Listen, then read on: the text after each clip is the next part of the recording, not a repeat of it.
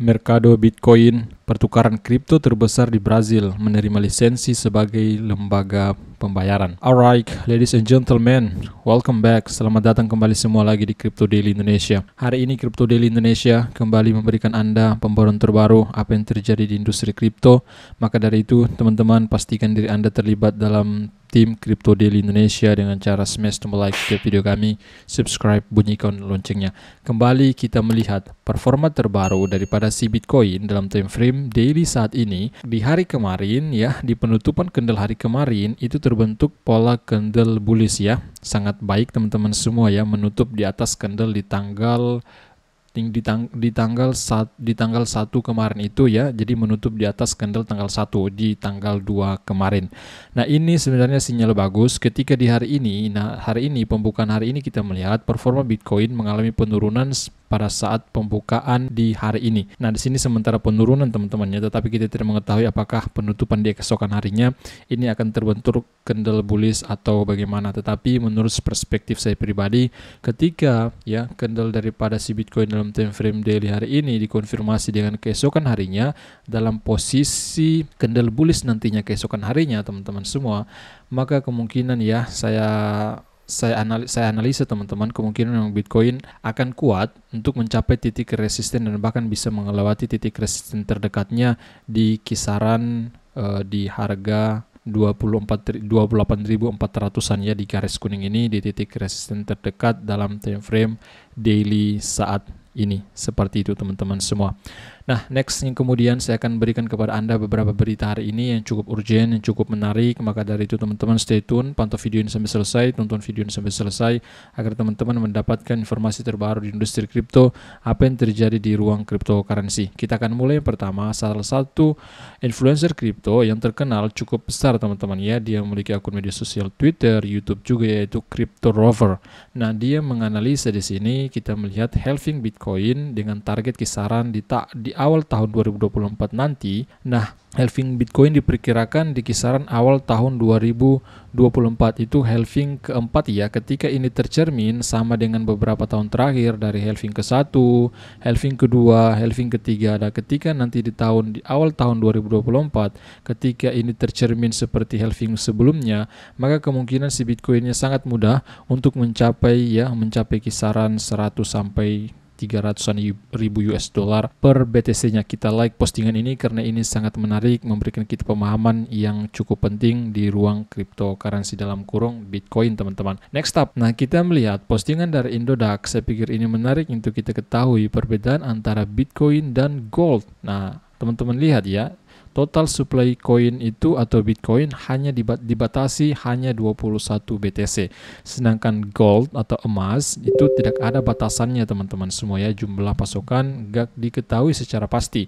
Yang kemudian untuk si Bitcoinnya mudah diverifikasi, sedangkan gold ya sulit diverifikasi. Kemudian kita melihat sejarah ya, all time high-nya ATH-nya ya, harga ATH daripada masing-masing aset ini Bitcoin di kisaran 910 jutaan per 1 BTC-nya, sedangkan gold atau emas kisaran 1.088.000-an per gramnya. Itu harga tertinggi emas sepanjang masa dan juga harga tertinggi Bitcoin sepanjang masa. Kita beri like juga postingan ini. Next, sentimen melihat pergerakan paus besar di beberapa pekan terakhir ini teman-teman. Tentunya ini ada pengaruhnya dengan kenaikan Bitcoin di dalam beberapa minggu terakhir, karena bulan Juni telah dimulai kripto dengan nada positif. Menarik, metrik on-chain pada sentimen menunjukkan bahwa kenaikan pasar yang layak ini bukanlah kebetulan. Rekap bulanan kami memeriksa akumulasi ya, rekap bulanan mereka ya dari sentimen perusahaan analitik on-chain kripto sekitar 103.000 BTC oleh Hiu dan Paus dan banyak lagi. Nah, yang kemudian teman-teman semua, berita ada beberapa hal urgent pada kesempatan kali ini yang perlu saya sampaikan untuk Anda, seperti apa yang saya tunjukkan di video awal.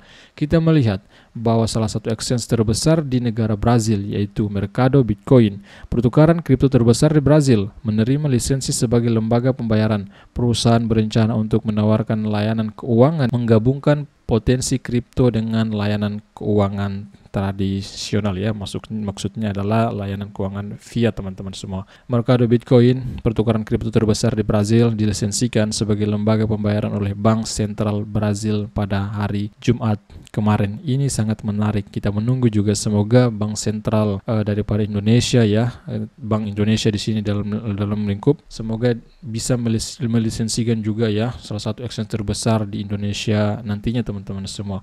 Perusahaan kini resmi beroperasi sebagai lembaga pembayaran dengan status sebagai penerbit uang elektronik. Persetujuan Bank Sentral merupakan langkah penting karena memungkinkan kami untuk melanjutkan rencana ekspansi bisnis kami untuk menawarkan pengalaman yang lebih lengkap kepada pelanggan kami.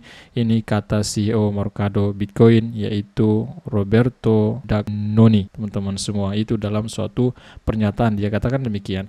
Mercado Bitcoin sudah mengoperasikan MBPay, akun digital di mana lebih dari 4 juta pengguna dapat membeli cryptocurrency dan berinvestasi dalam pendapatan tetap digital dan sebagai kelas aset. Dagnoni menambahkan bahwa pertukaran berencana untuk menawarkan layanan keuangan yang menggabungkan potensi kripto dengan layanan keuangan tradisional, termasuk kartu pembayaran kripto yang direncanakan untuk beberapa bulan mendatang. Semoga ya ini bisa tercermin, ini bisa dicontoh teman-teman semua ya, akan terrealisasi juga di negara kita yaitu negara Indonesia. Nah, seperti itu. Next big news lainnya, bahwa saat ini salah satu pertukaran kripto, perusahaan peminjaman kripto yaitu Celsius, crypto lender Celsius atau Celsius, pemberi pinjaman Celsius maksudnya ya, lender Celsius ini sekitar 800 juta US Ether di staking ya, memperpanjang antrian validator Ethereum hingga 44 hari. Akibat daripada stakingnya Celsius ini, teman-teman, memindahkan sekitar hampir 800-an juta US dollar, ini mengakibatkan memperpanjang antrian validator Ethereum hingga 44 hari ini. Pemberi pinjaman kripto yang diperangi telah mendepositkan 745 juta US ETH untuk mempertaruhkan kontrak atau untuk mereka staking ya dalam 2 hari terakhir, secara signifikan menekankan waktu tunggu yang sudah lama untuk menyebarkan validator baru ke jaringan Ethereum. Akibat daripada banyaknya dana yang disetorkan, yang di stake, sehingga validator baru ke jaringan Ethereum itu mendapatkan antrian panjang teman-teman semua ya, seperti itu. Next, Celsius Network mengguncang strategi mempertaruhkan atau staking ETH, memadatkan antrian yang sudah berlangsung selama sebulan untuk mengaktifkan validator baru di jaringan Ethereum. Selama 2 hari, perusahaan telah dengan rajin memindahkan ETH ke dalam kontrak staking setelah menukarkan sekitar 813 juta US ETH, 813 juta US dollar ya dalam bentuk ETH yang di staking dari pemimpin staking yaitu Lido Finance. Sejak 1 Juni, Celsius telah mendepositkan sekitar 745 juta ETH menurut data Arkham Intelligence ya, sekitar 745 juta US dollar si Celsius ini mendepositokan untuk men-stake Ethereum teman-teman. So makanya kenapa untuk menjadi validator Ethereum saat ini butuh antrian, karena padatnya antrian tersebut teman-teman semua. Nah, saya pikir seperti itu. Yang kemudian saya akan beritahukan kepada teman-teman berita terbaru tentang Bitcoin, bahwa Bitcoin sekarang lebih stabil daripada saham Amazon dan juga Meta di tengah volatilitas yang sangat rendah saat ini. Saham Apple dan emas, keduanya merupakan investasi yang lebih stabil daripada Bitcoin saat ini, tetapi harga cryptocurrency saat ini kurang stabil dibandingkan saham di raksasa teknologi Amazon dan Meta. Volatilitas harga Bitcoin berada pada tingkat tahunan sebesar 32%. Volatilitas si Bitcoin ya tahunannya sekitar 32%-an. Menurut penurunan tajam dari rata-rata sepanjang masa sebesar 71%-an. Nah, teman-teman bisa lihat ya, di sini saya akan tunjukkan kepada Anda volatilitas perbandingan antara Bitcoin dengan beberapa saham lainnya ya, perusahaan lainnya. Ada Apple di sana, emas, kemudian Amazon dan juga Meta.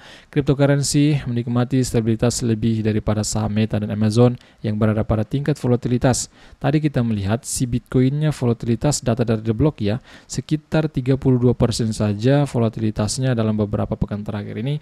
Sedangkan si dalam 1 tahun terakhir teman-teman semua ya, di sini kita melihat informasi dari The Block ya, volatilitas harga Bitcoin berada pada tingkat tahunan sebesar 32%-an. Sedangkan untuk saham daripada Amazon dan Meta itu lebih tinggi volatilitasnya. Sebentar saya akan tunjukkan kepada Anda. Jadi volatilitasnya itu sekitar 44% untuk Amazon dan Meta di sini ya, mohon maaf, Meta 44% dan juga Amazonnya 34% lebih tinggi daripada si Bitcoinnya. Volatilitas Bitcoin versus saham Apple dan emas. Nah, teman-teman, saya tunjukkan kepada Anda di sini, kita perbesar bahwa garis ya, kita akan mulai pada Bitcoin. Nah, garis hijau ini, nah ini volatilitas daripada si Bitcoinnya ya, teman-teman semua ya. Anda bisa lihat, kemudian garis merah itu adalah Apple, yang garis biru itu ya, yang paling bawah itu adalah emas ya, emas yang paling stabil ya di antara aset ini. Sedangkan kalau kita bandingkan volatilitas Bitcoin versus saham Amazon dan Meta,